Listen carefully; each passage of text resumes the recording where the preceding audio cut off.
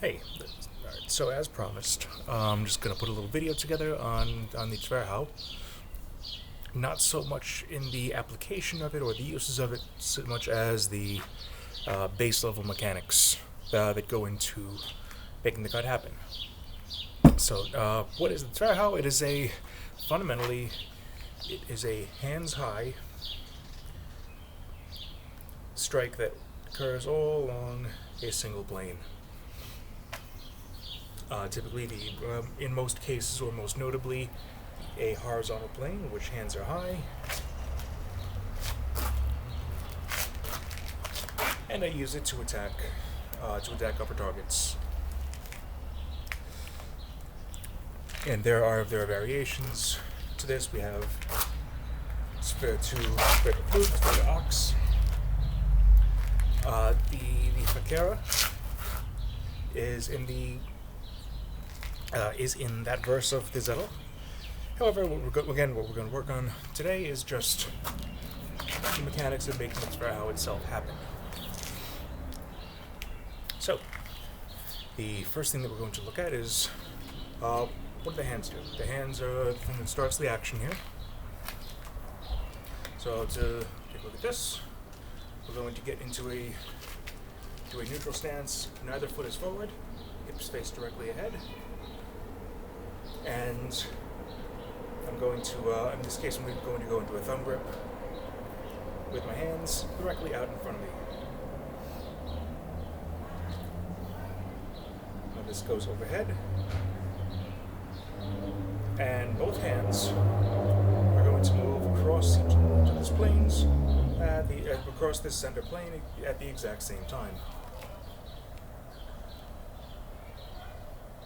And out, and cross, and uncross. Now, if we were to look at this from a top view, you would be seeing the sword go from here to here.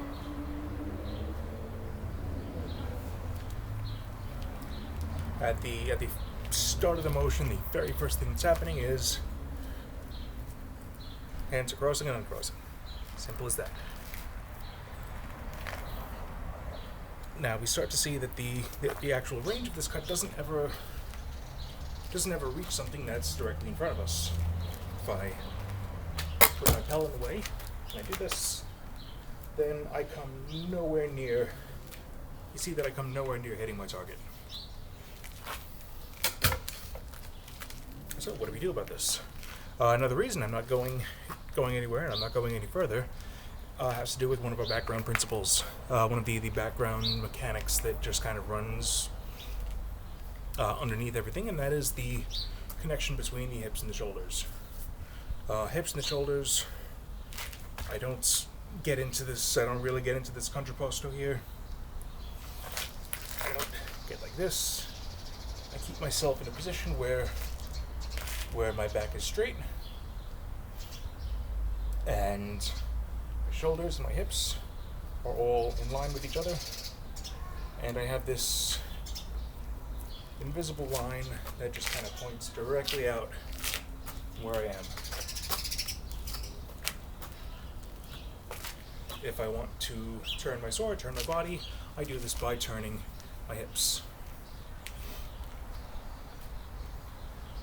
So similarly, now if I take sword like so, and I place my left foot forward, and I bring my hips out here, then where do we find ourselves? Well, we find ourselves in a very familiar position. We find ourselves in right ox. So from here, if I were to initiate this cut, I would begin it by uncross my hands. Now you see from this that my hands are now, my sword is now pointing this way. My hands are going to go no further than this. If I want the sword to hit my target, this needs to be done with the hips. Grab myself by the waistband and just kind of pull on one side. I can move my hip and go this way. I can do this in place by rotating my hips, coming up onto my toes. Uncross the hands, and I can get a little more out of this by turning my hips. My hips are now facing this way. My hands are in line with my center, but I'm still not quite there. Well, what do the sources tell us to do? The sources tell us to take a real good step out to the right. So I will do that. Once again, hands uncross first. The hands have to lead this motion. If hands uncross first, and then I take a big step out here, and taking this big step turns my hips.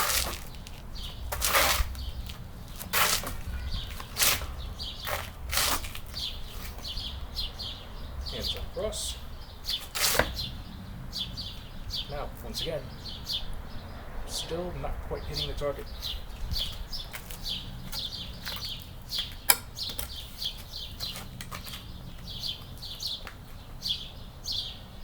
Hands uncross, step. Even a big step.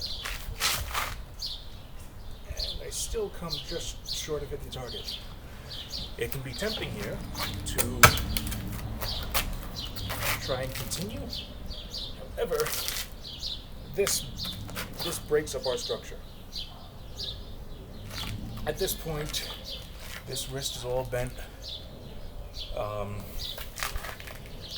This elbow's kind of chicken winged over here. And sure, I'm making it to my target, but I'm in a terribly compromised position. Just a little push over here, and the sword flies out of my hands. We do not want this. So, what do the sources tell us to do about this? The left leg, they say just have the left leg follow circularly around the right. So, here, right ox, uncross the hands, step out, and then to continue to follow through and bring the sword in a path that goes through our target, the left leg travels behind. What this all looks like together is, and now, with that second step in there, I can successfully strike my target. I wasn't trying to knock it down, but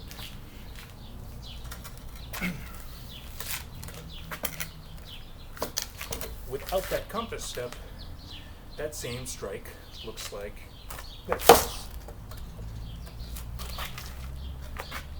Not a strong cut.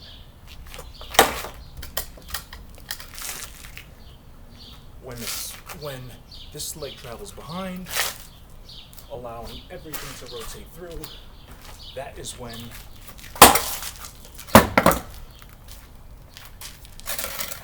we see a strong cut.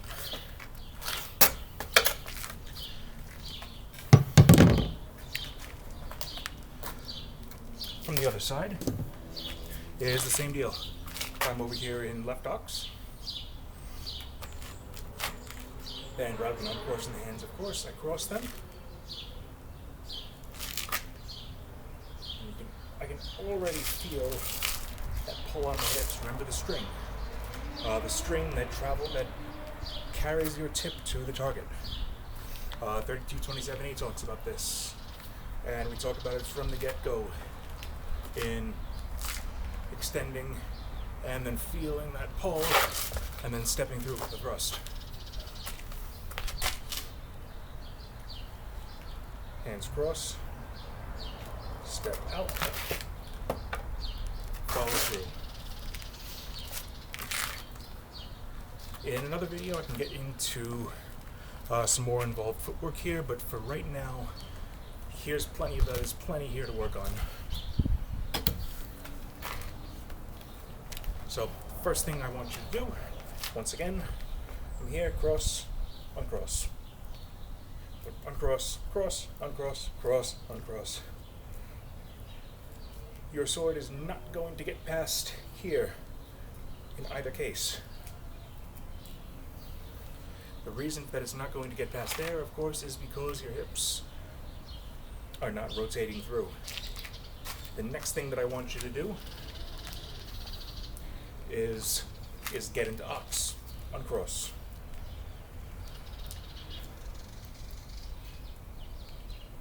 The other side, get into ox, cross.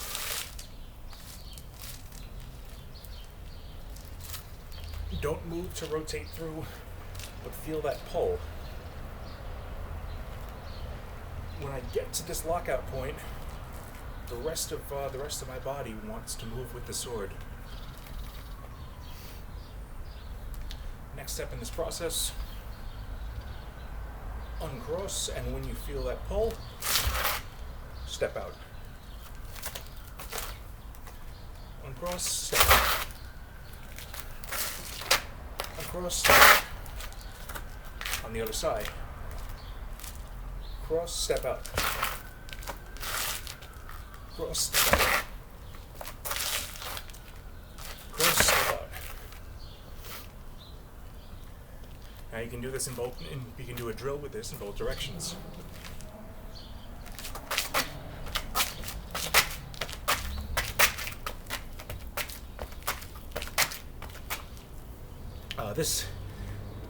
That little motion even has the added feature of the other foot kind of following behind a little bit,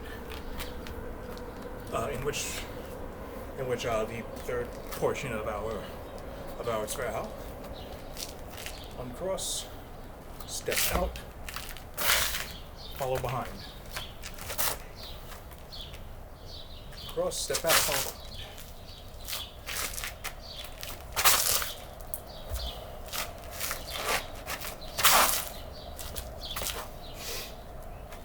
My hips start here, they end over here. The tip of my sword starts here, trying to get the reflection. At this point, it's about here. When I take the step, it's here, and then when this foot follows behind, it then passes through the target. What if we're not doing longsword? Suppose we're doing messer. Same mechanics apply. If I get overhead, turn, rotate externally, rotate internally.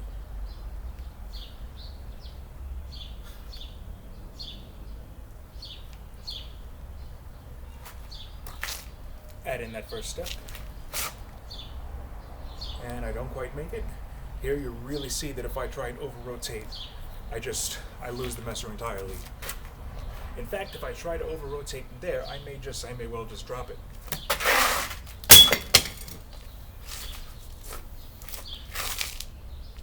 You see the added importance of following behind with that additional step from the left foot.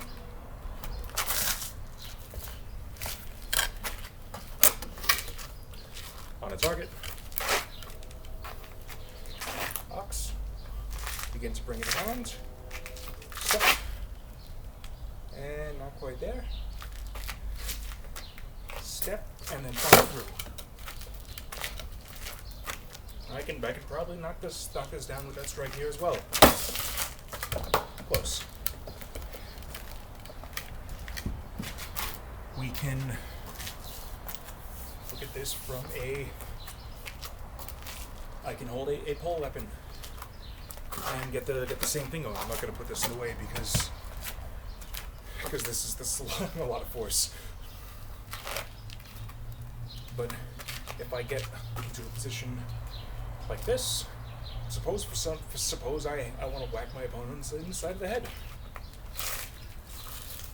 As my hands begin to cross, I can't over-rotate. I have to use my hips. Once I get to this point,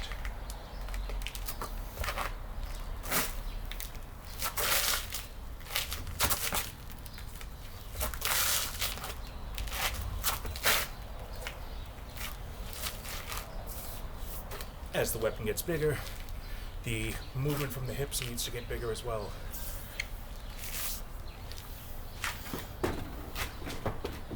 and this translate into unarmed fighting. This is where I kind of start getting into some kind of half-baked theories of mine. But in the von Bauman manuscript, better known as Codex Wallenstein, we have the Twerhaw in plays, and I can see a little bit of applicability there, in the sense that it's going to be difficult to demonstrate with this, but I'll try. In the sense that that here, I'm moving to get a foot behind my opponent, and this foot and this arm across, so that I can send him over my leg this way. If I sort of pantomime having a sword,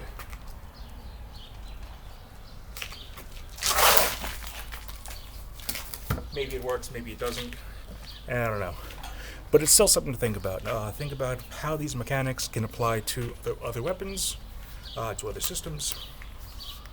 And this has been a little bit long-winded. I'll probably do this again at some point with a slightly more concise and less rambly version of it. But, yes, Twerhaw 101. We will get more into the meat of this at another time. See ya.